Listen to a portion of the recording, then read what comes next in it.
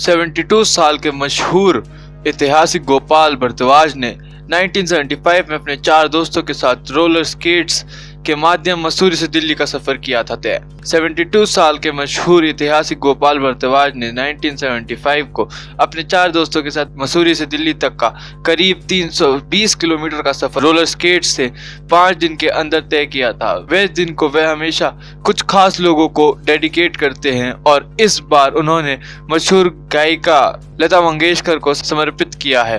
47 साल हो गए जब आप 5 दोस्त मसूरी से दिल्ली के लिए स्केट्स पे रवाना हुए थे, कैसा पूरा मंजर था और आज डेडिकेशन भी कर रहे हैं आप किसको?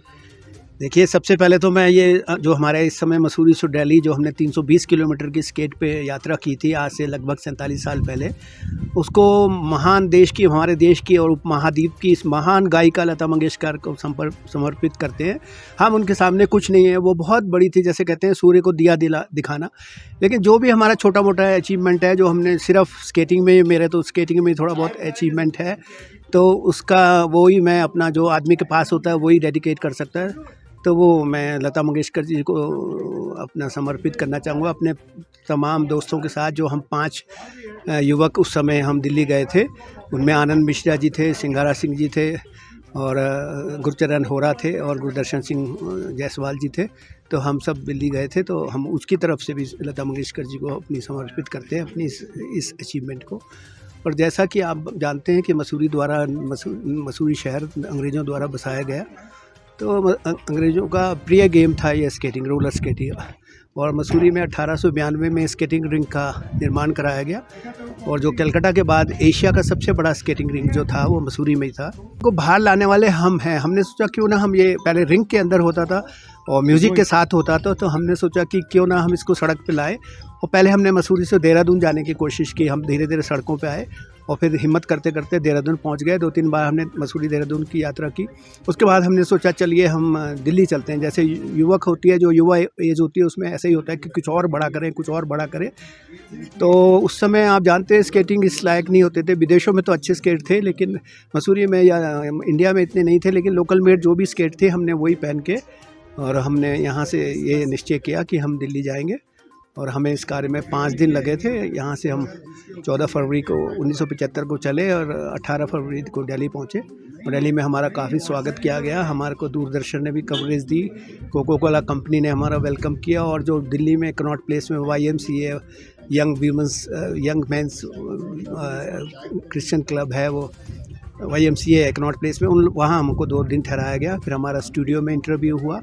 और मसूरी से जो दिल्ली की सारी हमारी जो थी उस पर तो जो उसमें खर्चा हुआ वो तो हमने अपना व्यक्तिगत रूप से वहन किया गया आधा घंटे के लिए। और दिल्ली पुलिस ने हमारा बहुत स्वागत किया। 4 मोटरसाइकिल वाले और एक पुलिस की जीप हमारे साथ दिल्ली के बॉर्डर से कनॉट प्लेस तक गई। जैसे आज किसी VIP को आज आप वेलकम करते हैं, कोई VIP जाता है तो दोनों तरफ पुलिस की गाड़ियाँ चलती है। एक तो गवर्नमेंट का इसमें बिल्कुल वो नहीं है। गवर्नमेंट एक बार कहती है, फिर अगले दिन ही भूल जाती है कि मुझे क्या करना है। बड़े बड़े पैसे खर्च कर दिए जाते हैं, उसका रिबन काट के उद्घाटन किया जाता है, या कोई इवेंट होता है तो उस इवेंट को कंप्लीट कर दिया जाता है, उसके बाद भूल दिया जाता है। वो भूतिया बन जाते हैं जो स्टेडियम बनाए जाते हैं। सरकार की प्रायोरिटी होनी चाहिए कि आउटडोर गेम्स पर बहुत ज़्यादा ध्यान जाए। जो प्राइवेट स्कूल्स हैं उसमें तो थोड़ा बहुत अभी भी स्केटिंग पे बच्चों के उस पर एक करिकुलम में एक रखा गया है, या वीक में 2 क्लासेस रख देते हैं।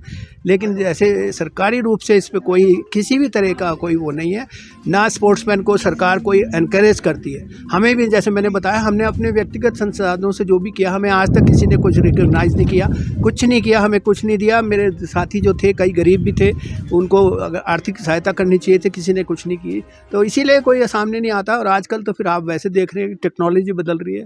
टेक्नोलॉजी जब बदल रही है तो उसके साथ साथ लोगों के बच्चों की वो जो है प्रायोरिटी या गेम्स की जो प्रेफरेंसेस है या इंटरेस्ट है वो सब बदल रहे हैं धीरे धीरे। आजकल इंटरनेट का जो है डिजिटल ज़माना है। स्पोर्ट्स को अगर बढ़ावा देता जाए तो स्पोर्ट कभी नहीं है। स्पोर्ट्स तो काम आएगा। आदमी की पूरी वर्जिश हो जाती है, इससे तो पूरा शरीर हिलता है, तो उससे ब्लड सर्कुलेशन होता है। जो आजकल ये टीवी में आता है इम्यूनिटी आप दवाइयाँ खाने से थोड़ी होगा। आप खून का जितना ज़्यादा सर्कुलेशन बॉडी में करेंगे उतनी इम्यूनिटी आपकी होगी। आपका माइंड फ्रेश रहेगा, आपके अंदर ऑक्सीजन जितनी ज़्यादा जाएगी आपका माइंड फ्रेश रहेगा। मेरे को आप देख लीजिए 72 ईयर्स का मैं हो गया, अगर मैं भी बुरी आदतों में, बुरी संगत में या बुरी लत लगा लेता तो ये काम नहीं कर पाता। जबकि लास्ट ईयर मुझे कोरोना हुआ था और काफ़ी सीवियर हुआ था, क्योंकि मैंने कभी गलत संगत में और कोई इस तरह से व्यसन नहीं किया, उसका फ़ायदा मिलता है। और मैं यही आज की जनरेशन को भी यही कहूँगा कि आप आउटडोर और इस पे ज़रूर ध्यान दीजिए। चाहे आप जो भी स्पोर्ट्स करते हो, ज़रूरी नहीं मैं स्केटिंग कह रहा हूँ, कोई भी आउटडोर जो एक्टिविटी है, कोई खेल की जो है वो आप ज़रूर करें।